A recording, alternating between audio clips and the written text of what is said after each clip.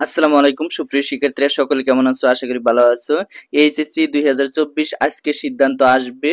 তো আসবে কি আসবে না, বসে থাকবে নাকি আন্দোলন করবে, কোন বিষয়ে আন্দোলন করবে, আর অ্যাডমিশন অথবা মেডিকেল অ্যাডমিশন প্রিপারেশন নিতে চাচ্ছ কিনা বা নিবা কিনা সেই বিষয়টা আজকে তোমাদের সামনে তুলে ধরবো। তো মূল টপিকে চলে যাব। যারা এখনো নতুন অবশ্যই চ্যানেলটি সাবস্ক্রাইব করে পাশে থাকা বেল আইকনটি বাজিয়ে দাও। যারা ফেসবুক পেজ থেকে দেখতেছো অবশ্যই ফলো দিয়ে লাইক দিবা, কারণ একটি লাইক আমাকে নতুন আপডেট দিতে উৎসাহিত করে।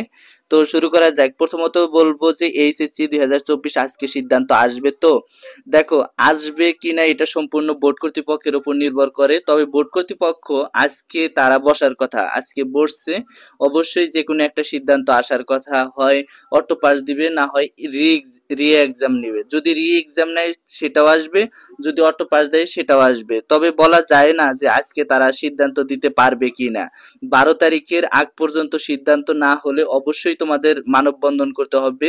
বসে থাকা চলবে না, বসে থাকা একদম চলবে না, অবশ্যই আন্দোলন করবে। কারণ এই মুহূর্তে কিন্তু তোমাদের হাতে সময় নাই, অনেকটা সময় পার হয়ে গেছে। এখন দেখা যাচ্ছে যে তোমাদের নিয়ে তারা কোনো সিদ্ধান্ত নিতে পারতেছে না। নতুন সরকার হয়েছে, নতুন উপদেষ্টা হয়েছে, তিনি কিন্তু এখনো সিদ্ধান্ত নেননি।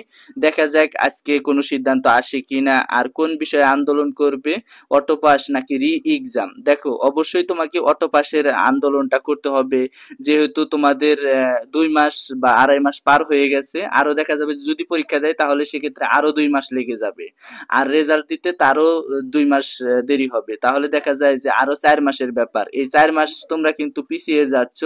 অর্থাৎ অ্যাডমিশন সামনে, অ্যাডমিশন মেডিকেল অ্যাডমিশন নিতে চাচ্ছ অনেকেই, সেক্ষেত্রে প্রিপারেশন নিবে নাকি এগুলা নিয়ে ভাববা। দেখো, এখন এই মুহূর্তে তোমার যেগুলা পরীক্ষা বাদ আছে সেগুলার প্রিপারেশন নেওয়া দরকার। আর মেডিকেল প্রিপারেশন বা অ্যাডমিশন ওগুলা নিতে চাও, সেহেতু ওগুলা পরে, অর্থাৎ যদি তুমি অনার্সে ভর্তি হতে চাও বা জাতীয় পাবলিক বিশ্ববিদ্যালয়ে ভর্তি হতে চাও, সেক্ষেত্রে তোমাকে আগে থেকে প্রিপারেশন রাখতে হয়। তবে পরীক্ষা না হলে তো প্রিপারেশন আগে থেকে নেওয়া সম্ভব নয়। দেখা যাক তোমাদের আজকে সিদ্ধান্ত দেয় নাকি এই সিদ্ধান্তটা পার হয়ে যায়, অর্থাৎ 12 তারিখ পার হয়ে যায়। যদি পার হয়ে যায় অবশ্যই তোমরা মানববন্ধন করবা।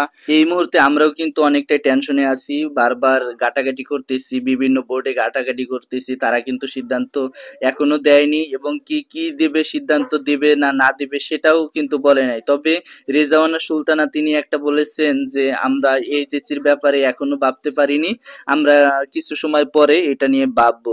যেহেতু আজকে বসছে, অবশ্যই যে কোনো একটা সিদ্ধান্ত আসবে, সেই সিদ্ধান্তটা অবশ্যই তোমাদের জানিয়ে দেব। আর এর আগ পর্যন্ত তোমরা অবশ্যই অটো পাসের জন্য আন্দোলন করবা। যদি সিদ্ধান্ত না নিতে পারে 12 তারিখ পর্যন্ত, অবশ্যই অটো পাসের আন্দোলন করবা। তো এই ছিল আজকের ভিডিওটা। সামনে কোন আপডেট চাও অবশ্যই কমেন্ট বক্সে জানাবা। ধন্যবাদ সবাইকে। আসসালামু আলাইকুম।